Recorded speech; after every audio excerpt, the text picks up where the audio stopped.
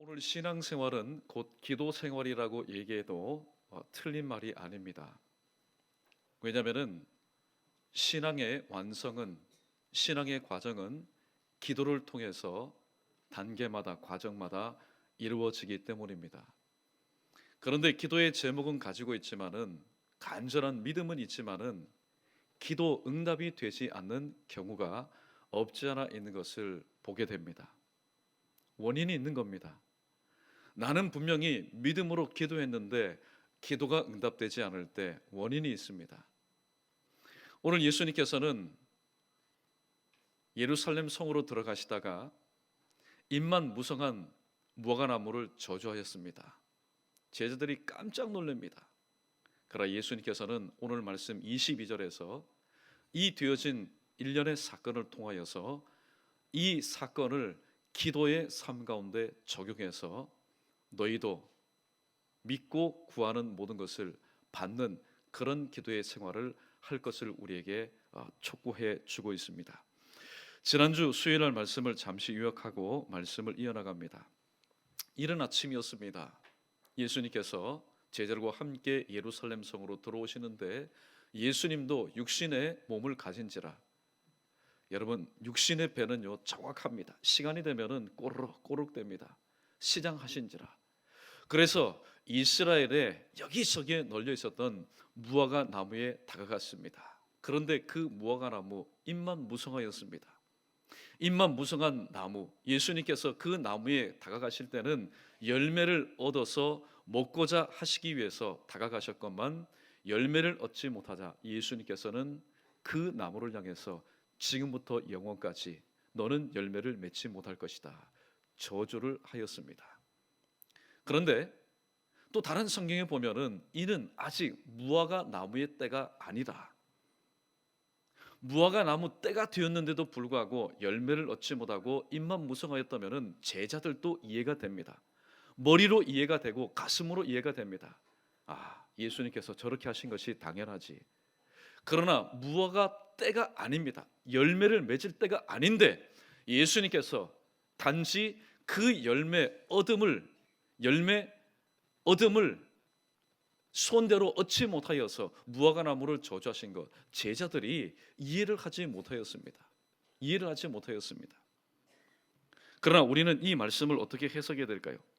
예수님은 창조주이신 하나님이십니다. 성경을 보면은 예수님께서 말씀하실 때에, 특별히 신약 성경에 보면은 그 심하게 불었던 풍랑도 그리고 바람도 다 잔잔하였습니다. 그리고 심지어는 죽은 자도 일어났습니다. 그리고 안진뱅이도 일어났고 또 병든 자들도 그 자리에서 깨끗하게 고침을 받았습니다. 무엇하였기 때문에요?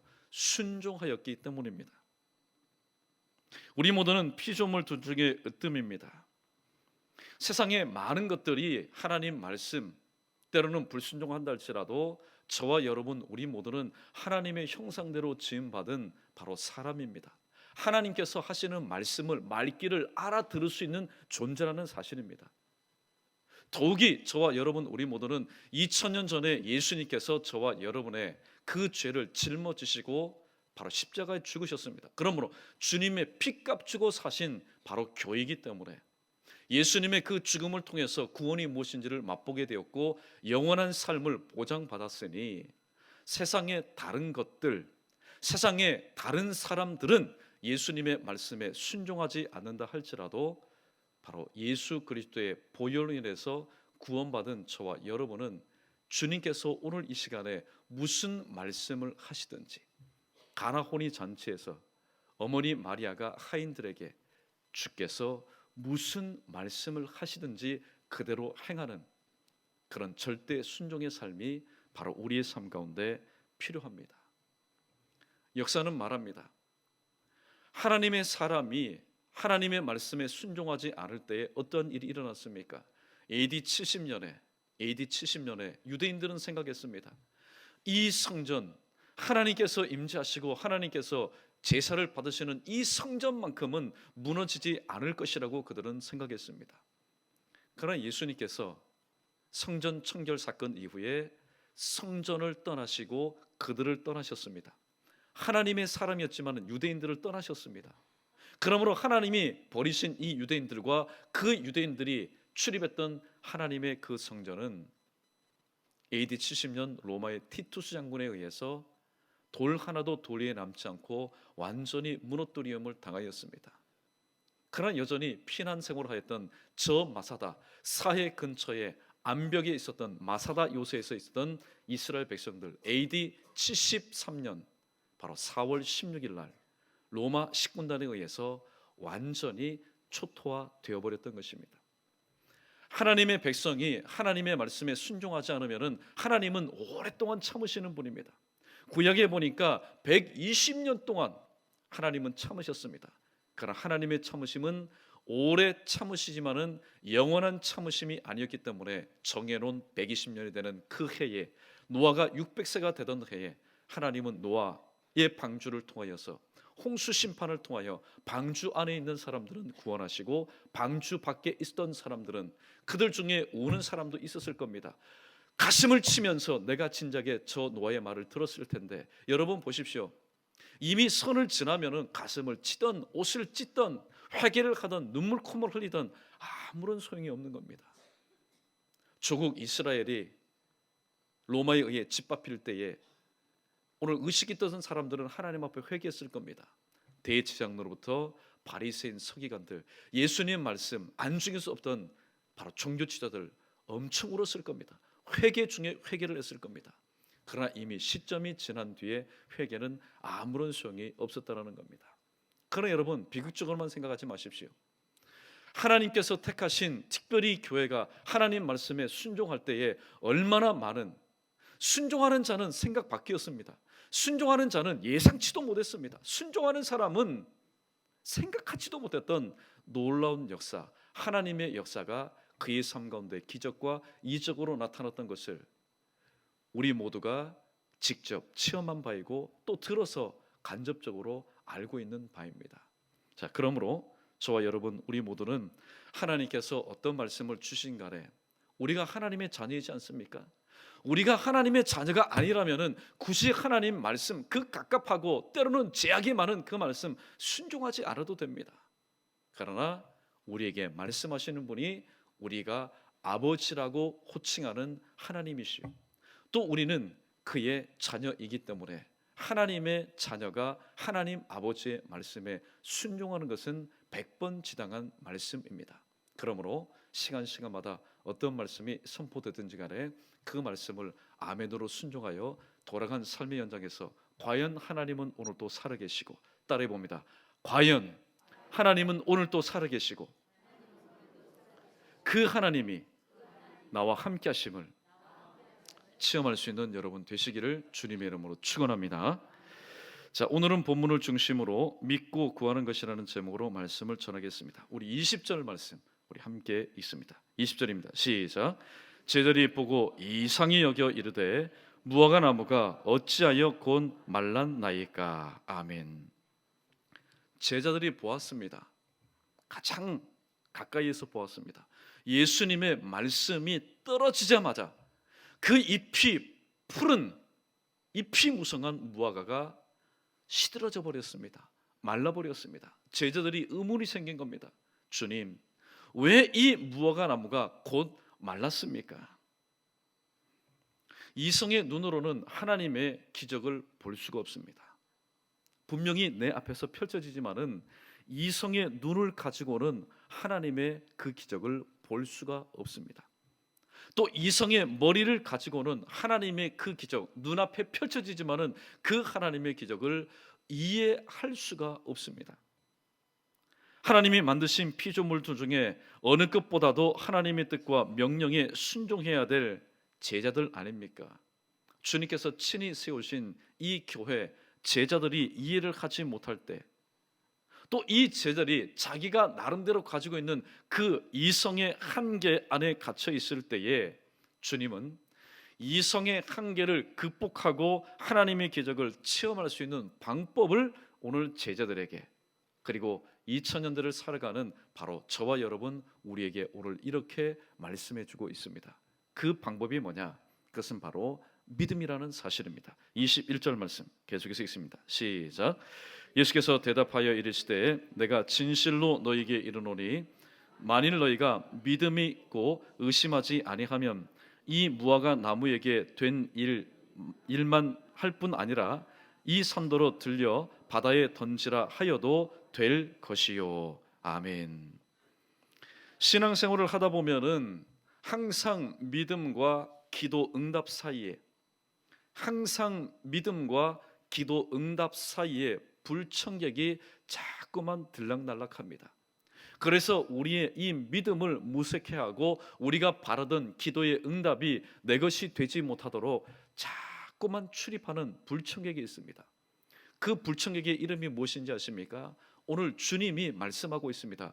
의심치 않으면은, 즉 의심이라는 이 녀석은 우리의 믿음과 기도 응답 사이에 자꾸만 출입해서 자꾸만 들락날락해서 믿음으로 기도하였던 나의 믿음을 흔듭니다. 살랑살랑 흔듭니다. 나는 믿고 기도했는데 때로는 눈에 보이는 것을 통해서 내 믿음을 흔듭니다. 때로는 들리는 것을 통해서 내 믿음을 발목 잡습니다. 그렇기 때문에 많은 사람들이, 믿음의 사람들이 믿음으로 기도하지만은 기도의 응답과 나의 삶이 매치가 되지 않는 이유가 바로 여기에 있는 것입니다. 의심의 원인은 무엇일까요? 왜 우리가 의심하게 될까요? 우리가 예수님을 믿는 사람이요, 때로는 목사요, 장로요, 중직이요, 오랜 경륜의 사람이지만은 왜 우리가 의심하게 될까요? 여전히 우리의 머리와 우리의 삶 속에 이성주의라는 것이 뿌리박고 있기 때문입니다. 일반적으로 사람들 한번 보십시오. 믿음이 없는 사람들, 창조기사 믿지 않습니다. 하나님이 태초에 천지를 창조하시니라 창세기 1장 1절 말씀을 믿지 못하니까 요한계시록에 이르기까지 66권 하나님의 말씀을 온통 믿지 못하고 거짓이라고 그렇게 매도합니다. 홍해가 갈라진 사건을 믿지 않습니다. 여리고성이 무너진 사건도 믿지 않습니다. 어떻게 소리를 쳤는데 성벽이 와르르 무너질 수 있느냐 하는 말입니다. 또 오병이어의 기적 사건을 믿지 않습니다. 분명히 이 손에 있는 것이 오병, 떡덩어리 5개와 물고기 2마리면은 그것이지, 그것이 새끼를 칠 수 없다라는 겁니다. 또 예수님이 물 위로 걸어가신 사건을 믿지 않습니다. 그래서 한 TV 프로에 보니까 물 수면 한 1cm 아래로 눈에 보이지 않는 플라스틱 그런 장치를 해서 사람이 걸어가게 만듭니다. 자, 너희가 믿는 예수의 기적이 바로 이것이다. 나도 한번 해볼까? 사람들이 깜짝 놀랍니다. 사람이요? 물 위를 걸어가니까. 근데 알고 보니까 물 수면 아래에다가 플라스틱 그런 걸어갈 수 있는 그 도구를 설치해 놓으니 누구든지 걸어갈 수 있는 것 아니겠습니까? 그러나 성령의 기적은 인위적인 도구를 설치해서 눈가림하는 역사가 아닙니다.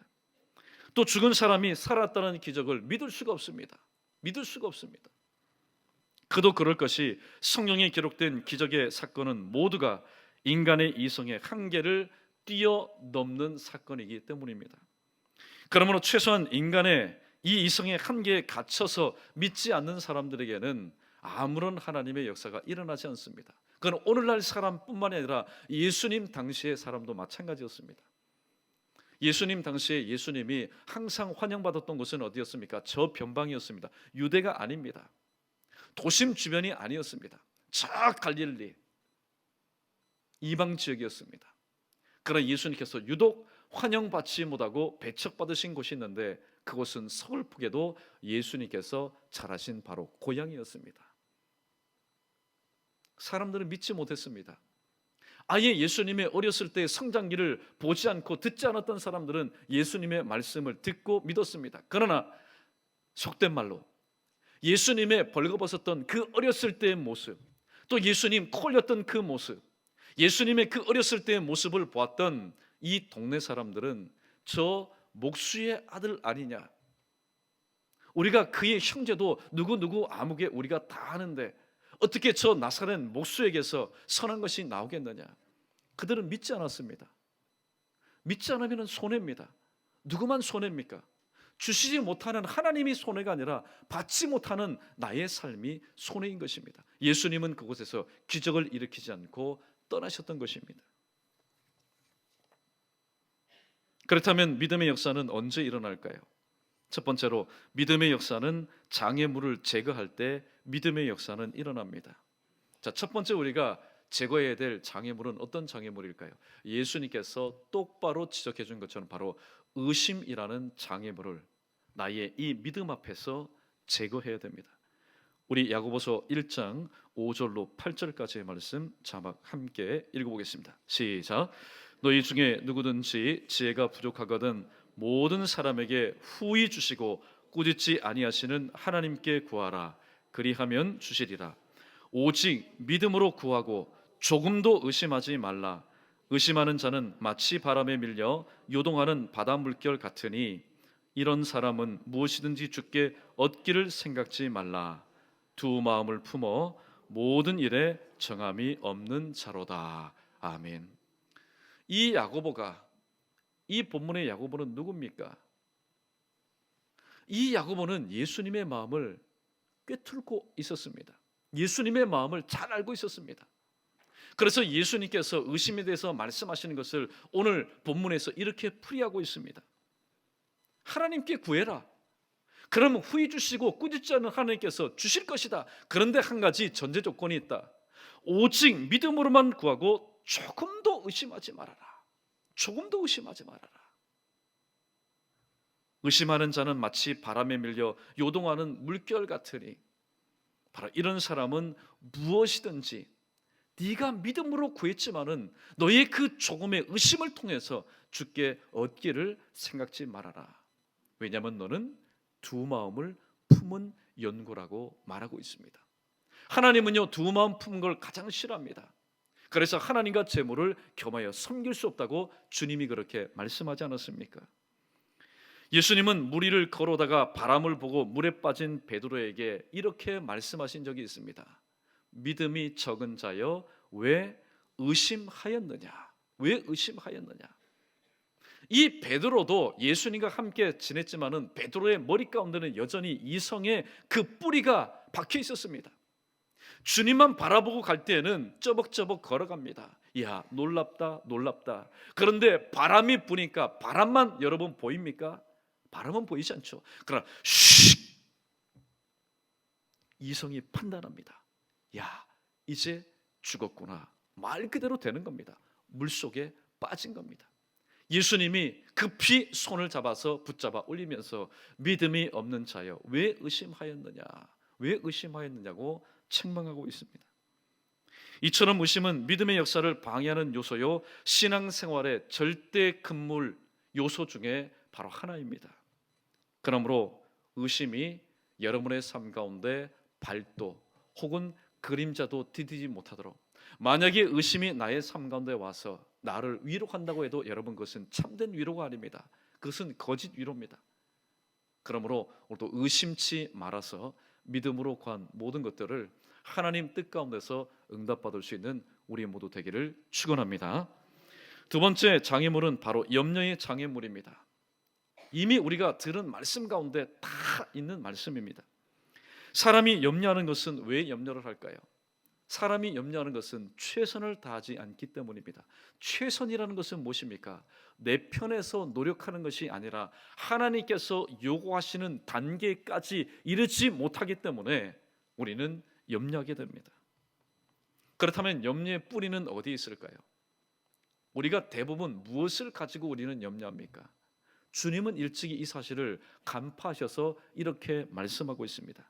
마태복음 13장 22절 말씀 함께 있습니다. 시작.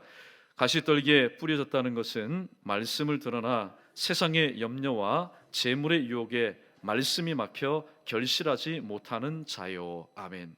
여기에서 예수님이 두 가지를 말씀합니다. 하나님의 말씀이 떨어졌는데 이 기운 때문에, 이 가시떨기 같은 기운 때문에 하나님의 말씀이 열매를 맺지 못하는구나. 첫 번째 등장하는 게 뭡니까? 세상의 염려입니다. 세상의 염려. 예수님은 세상의 염려라고 하니까 또 추상적인 그런 개념으로 잘 이해하지 못하는 우리들에게 마태복음 6장 31절에서 이와 같이 정확하게 말씀합니다. 읽어봅니다. 시작.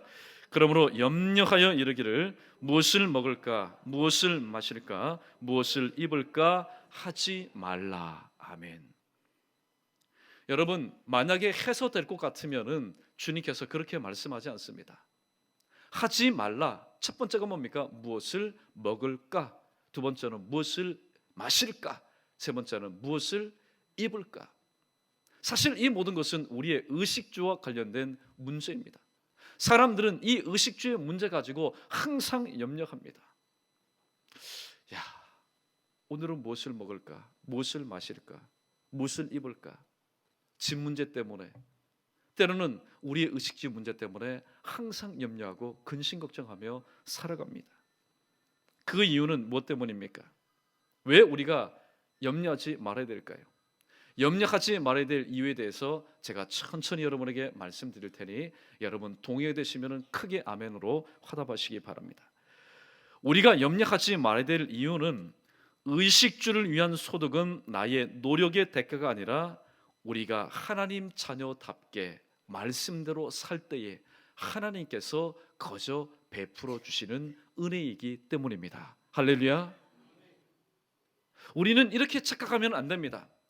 그래도 내가 나가서 열심히 수고하고 열심히 땀 흘리고 열심히 발품 팔았기 때문에 내가 이렇게 의식주의 소득을 내가 누리고 있다. 우리가 그렇게 생각해서는 안 됩니다. 물론 그렇게 수고하지요. 그러나 이 모든 것이 하나님의 자녀답게 말씀대로 순종할 때에 하나님께서 때에 이르게도 아니고 때늦게도 아니고 가장 적합할 때의 정시에 우리에게 베푸르신 은혜라는 사실을 우리가 믿는다면 우리는 세상의 방법을 취하지가 않습니다. 지난 주일날 전도서 2장 24절 말씀, 자막에는 안 뜰 겁니다. 24절 말씀을 통해서 이 사실을 우리가 발견하지 않았습니까? 사람이 먹고 마시고 수고하는 것보다 더 큰 낙이 없다. 그러면 이것이 누구에게서부터 오느냐? 하나님의 손으로부터 나오는 것이라고 전도서는 분명히 우리에게 말씀하고 있습니다. 이 사실을 잊어버렸던 사람이 있죠. 누가복음 12장에 등장하는 어리석은 부자였습니다. 다음으로 믿음의 역사가 일어나는 것은 바로 성령 충만할 때 일어난다는 사실을 우리에게 말씀해 주고 있습니다. 사도행전 1장 8절, 우리의 자막에 뜨겠지만 저를 보시고 우리 암송해 봅니다. 시작. 오직 성령이 너에게 임하시면 너희가 권능을 받고 예루살렘과 온 유대와 사마리아와 땅끝까지 이르러 내 증인이 되리라. 아멘. 예. 오직 성령이 너에게 임하시면, 성령 충만하면 너희가 무엇을 받고요? 권능을 받고. 하나님의 역사가 일어나는 것은 바로 성령 충만할 때 일어나는 겁니다. 그렇다면 언제 우리가 성령 충만해질 수 있을까요? 사실은 신앙생활하다 보면은 사람에게는요 다 이런 게 있습니다. 내 뜻이라는 게 있습니다. 또 내 주장이라는 것이 있고 또 내 고집이라는 게 있습니다. 그러나 성령 충만은 언제 일어나느냐? 사도행전 1장과 2장에 보니까 120명의 문도들이 모여서 저녁 합심하여 하나님 앞에 기도합니다. 여러분 보십시오. 그들은 10일 동안 그렇게 기도하였습니다. 그들에게 가정이 없겠습니까? 처자식이 없겠습니까? 그들에게 관여된 일이 없겠습니까? 다 있습니다. 그러나 그들은 모든 것을 다 내려놓고 모든 것을 다른 말로 다 포기하고 다 비우고 하나님 앞에 회개의 기도를 통해서 그들을 깨끗하게 할 때에 거룩한 영인 바로 성령이 그들 가운데 임하였습니다. 언제 성령 충만해질까요? 그것은 바로 자기를 포기할 때입니다. 사람이 왜 포기를 합니까? 사실 보면은 사람보다 질긴 그런 존재가 없죠. 끝까지 해냅니다. 그런데 끝까지 해내는 의지가 있지만은 어느 시점에서 포기하는 경우가 있습니다. 왜 포기할까요? 자기 자신을 믿지 못하기 때문에. 사람이 끝까지 포기하지 않는 것은 물론 믿음의 사람들은 하나님의 그 소망을 신뢰하기 때문이지만은 믿지 않는 사람들도 끝까지 포기하지 않는 것은 내 자신의 한계를 믿기 때문에, 내 자신을 불신하지 않고 믿기 때문에 끝까지 포기하지 않습니다. 그러나 사람이 포기할 때가 있습니다. 내 자신을 더 이상 믿을 수가 없다는 겁니다. 믿을 수 없을 때는 이제 손도 놓고 발도 놓고 다 모든 것을 내려놓습니다. 자기 포기는 곧 무엇을 의미할까요? 자기 포기는 자기 불신을 의미합니다. 내 자신을 믿지 못하기 때문에 자기 자신을 포기합니다. 그러므로 자기 포기는 곧 자기 불신이기 때문에 그 자리에 하나님의 신뢰로 우리는 대치할 필요가 있습니다. 우리가 믿는 사람입니다. 내 자신을 믿지 못합니다. 그러면 그것으로 끝나는 것이 아니라 내 자신을 믿지 못하는 그 빈자리에 하나님을 전적으로 신뢰하는 마음을 그 자리에 대치해야 됩니다. 자기를 포기하고 성령 충만한 삶을 살았던 바울의 고백이 여기에 있습니다. 우리 갈라디아서 2장 20절 말씀, 우리 자막 함께 읽어보겠습니다. 시작. 내가 그리스도와 함께 십자가에 못 박혔나니 그런즉 이제는 내가 사는 것이 아니요 오직 내 안에 그리스도께서 사시는 것이라. 이제 내가 육체 가운데 사는 것은 나를 사랑하사 나를 위하여 자기 자신을 버리신 하나님의 아들을 믿는 믿음 안에서 사는 것이라. 아멘. 이것은 자기를 포기하고 자기를 불신하는 자만이, 또 동시에 하나님을 전적으로 신뢰하는 자만이 할 수 있는 신앙의 고백인 것입니다. 그러므로 저와 여러분, 우리 모두의 삶, 내 삶 가운데서 믿음의 역사가 일어났으면 참 좋겠다. 그러나 여러분, 하나님 편에서는 그게 아닙니다. 내 편에서는 믿음의 역사라도 일어났으면 좋겠다. 일어나면 좋은 겁니다. 일어나면 기쁜 겁니다. 그러나 일어나지 않으면 어떻게 할 겁니까? 이 정도가 아닙니다. 하나님께서는 우리로 하여금 믿음의 역사를 처음케 하시기를 오늘도 기다리시면서, 오늘도 우리가 하나님 앞에 믿음으로 나아갈 때에 의심이라는 것이, 염려라는 것이 방해하지 않도록 하나님은 우리가 기도할 때에 지켜주시고 제거하여 주시기 위해서 오늘도 우리의 삶 가운데 함께 계시고 있습니다. 그러므로 사랑하는 성도 여러분, 믿음의 역사가 정말로 여러분의 삶 가운데서 일어나기를 원하신다면 첫 번째 드린 말씀이 뭡니까? 의심이라는 것이 나의 이 믿음 생활 가운데 들어와서 뿌리를 내리지 못하도록, 그림자도 내뱉지 못하도록 해야 됩니다. 왜냐하면 의심이라는 것은 하나님의 살아계심과 그 하나님이 오늘 또 나와 함께 하심을 부인하는 것이기 때문입니다. 여러분, 세상에 이것처럼 경망스러운 일이 어디 있을까요? 하나님은 분명히 살아계시고 하나님은 나의 부르심을 오늘 또 듣고 이미 예비해 주시는 일의 하나님이신데, 내가 의심함으로 인해서 최소한 나의 삶 가운데는 하나님이 없다 하니, 여러분, 이것처럼 불신앙의 그런 삶의 모습이 어디 있습니까? 또 여러분, 두 번째는 염려하는 겁니다. 염려하는 것. 주님은 말씀합니다. 염려함으로 인해서 너의 길을 한 자나 더 할 수 있느냐? 오늘 보니까 네 생명을 연장시킬 수 있느냐? 여러분, 연장시킬 수가 없습니다. 만약에 염려함으로 인해서 오늘도 우리의 키를 한 자나 더 높일 수 있다면은, 여러분, 세상은 뒤집어질 겁니다. 만약에 그러한 일들이 있다면은 세상은 변할 겁니다. 그러나 하나님은 그렇게 만들지 않았습니다.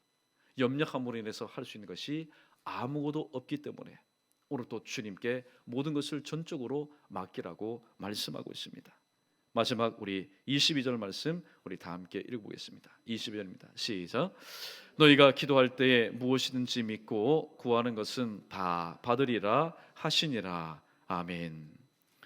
오늘 예수님을 보십시오. 예수님은 잎만 무성한 무화과 나무, 그 무화과 나무의 사건을 통해서 이것을 이성적으로 바라보던 제자들, 지금 의견이 분분합니다. 야, 도대체 예수님, 이 무화과 나무가 왜 말랐습니까? 여전히 주님의 제자이면서 하나님의 자녀이면서도 이성의 그 테두리 한계 안에 갇혀서 하나님이신 예수님이 옆에 계심에도 불구하고 주님께서 베푸신 이 기적을 깨닫지 못했던 제자들에게 예수님은 오늘 이렇게 말씀합니다. 우리 조금 전에 읽었던 21절 말씀 하반절 제가 다시 한번 읽어드립니다. 너희가 믿음이 있고 의심하지 아니하면 이 무화과 나무에게 된 이런 일만 할 뿐 아니라 이 산더러 들려 바다에 던지라 하여도 될 것이요. 주님이 말씀합니다. 여러분, 제자의 입장에서 한번 들어보십시오. 지금 제자들은 깜짝 놀라는 겁니다. 지금 제자들은 이성의 한계에 꽉 맞춰서 예수님이 눈앞에서 일으킨 이 기적조차도 믿지 못하고 있습니다. 그런데 예수님은 무엇이라고 말합니까? 믿고 의심치 않으면은 첫 번째 무엇을 제시합니까? 내가 베푼 것처럼 이 무화과 나무에게 된 이런 일만 할 뿐 아니라, 그래, 주님이 그렇게 하셨으니 나도 그렇게 할 수 있겠다. 그 다음에 말씀 두 번째 제시한 게 뭡니까? 이 산더러 들려 바다에 던지라 하여도 될 것이요. 제자들 입장에서 한번 들어보십시오. 무화과 나무에게 되어진 일도 이 이성에 갇혀서 살짝 믿지 못해서 퀘스천 마크를 달았다거든 이 산더러 들려 바다에 빠뜨려 할지라도 그대로 될 것이다. 여러분, 제자들이 믿겠습니까? 믿지 못하는 겁니다. 그런데 그 모습이 바로 저와 여러분, 우리의 모습이라는 겁니다. 하나님의 기적은 조그만 사이즈, 조그만 것에 대해서는 그래, 그렇게 할 수도 있지, 나도 믿으면 그렇게 할 수 있겠지. 그러나 오늘 이 말씀을 듣는 저와 여러분, 이 산더러 들려 바다에 던져 빠뜨리려 할지라도 그대로 될 것이다. 살짝 어떻게 해요? 살짝 의심이 금방 왔다가 어떻게 지나갔습니다. 무화과 나무가 마르는 것은 내가 이해가 됩니다. 그런데 이 큼지막한 산이 저 바다에 빠뜨리라 할 때에 내 믿음대로 과연 될 것이냐? 제자들도요, 그런 의심이 여전히 있었다라는 겁니다. 그래서 예수님이 전제하지 않습니까? 너희가 믿고 의심하지 않으면, 너희가 믿고 의심하지 않으면 이 산더러 들려 바다에 빠뜨리라. 이건 뭡니까? 우리 이성으로 생각할 때는 이거는 불가능 중에도 불가능한 일입니다. 그러나 그 불가능한 일이 구체적인 놀라운 현실이 될 것이라고 주님은 말씀합니다. 그래서 오늘 이 일련에 되어진 사건을 가지고 오늘 마지막 절에서 기도의 삶 가운데 너희가 이렇게 적용해 보라. 그리하면 너희에게도 내가 한 이 모든 일뿐만이 아니라 더 큰 일들도 너희도 충분히 너희의 믿음, 의심치 않는 믿음을 통해서 행할 것이라고 주님이 말씀하고 있습니다. 자, 22절에서 여러분 보십시오. 너희가 기도할 때 무엇인지 믿고 구하는 것은 다 받으리라. 다 받는 것은 무엇입니까? 기도의 응답이지 않습니까? 기도의 응답은 하나님의 능력이 바로 내게 임했다라는 증거입니다. 여러분, 기도 응답 받은 것 가지고 그냥 잠시 잠깐 냄비처럼 그냥 기뻐했다가 금방 식어져서는 안 됩니다. 기도의 응답이 뭐냐? 그것은 바로 하나님의 능력이 나의 삶 가운데 나에게 임했다라는 증거입니다. 하나님의 능력은 내가 전적으로 믿을 때에 곧 나의 기도의 응답으로 나타납니다. 하나님의 능력은 내가 전적으로 의심치 않고 믿을 때에 기도의 응답으로 나타납니다. 그러므로 오늘 여러분 기도 제목 많이 가지고 있지 않습니까? 기도 제목 가지고 여러분이 지금까지 기도하셨다면은 우리의 이성의 판단으로는 10가지 기도 제목 가지고 최소한 1년씩만 기도해도 10년이 지나면은 10가지 다 응답받아야 됩니다. 다 응답받아야 됩니다. 아니요, 조금 더 믿음 있고 열심히 있는 분들 하루에 한 가지 기도 제목 가지고 믿음으로 기도했다면은 1년 365일이면은 1년 365가지의 기도에 응답을 받아야 그것이 마땅합니다. 그런 것은 이성에 근거한 내 생각일 뿐입니다. 아무리 많은 기도 제목이라 할지라도 내가 믿음으로 일단 기도하고 그러나 나의 삶 가운데 찾아온 불청객인 의심에 나의 믿음이 흔들린다면은 어떠한 기도의 제목도 응답받을 수가 없는 겁니다. 그러므로 오늘 주님께서 우리에게 다시 한번 신신당부하시면서 일러주신 것처럼 여러분 기도 제목 다 가지고 있죠. 기도 제목 다 가지고 있시죠. 그러면은 믿음으로 여러분 기도하십시오. 믿음으로 기도하지 않는 분이 누가 있겠습니까? 그러나 믿음으로 기도하고 출발했을 때에 표대를 향해서 믿음은 바라는 것들의 실상이요 보지 못하는 것들의 증거라고 했는데 믿음으로 출발하였다면은 표대를 향해서 그 마지막 피니시란 결승점을 밟기까지 어떠한 의심이 나의 삶 가운데 와서 내 눈을 유혹하고 내 귀를 유혹하고 내 입술을 유혹하고 내 심장과 내 마음을 유혹한다 할지라도 여러분 절대로 타협해서는 안 됩니다.